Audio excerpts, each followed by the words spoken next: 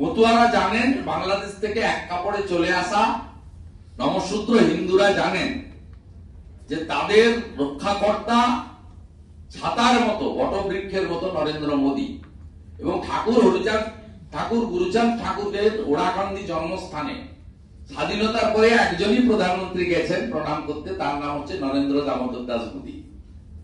এবং মমতা ব্যানার্জি মালদার গাজলে দাঁড়িয়ে গুরুচাঁদ ঠাকুরের নামকে বক্রোক্তি করে অত্যন্ত খারাপ ভাষায় কথা বলেছিলেন, তারপরে আজ পর্যন্ত ক্ষমা চাননি। আগে ক্ষমা চান বিকালে গিয়ে যে প্রভু ঠাকুর গুরুচাঁদ ঠাকুরকে গরুচাঁদ ঠাকুর বলা আমার অন্যায় হয়েছে, আমি গলায় গামছা দিয়ে ক্ষমা চাইতে এসেছি। এক, আমি সিএ এর বিরোধিতা করে অন্যায় করেছিলাম, দ্বিতীয় ক্ষমাটা চান ওখানে, কারণ আপনি বলেছিলেন নো সিএ। আপনি মুসলিমদেরকে ভুল বুঝিয়ে মাঠে নামিয়েছিলেন, সিএ মানে এনআরসি, দ্বিতীয় ক্ষমাটা এটা চান।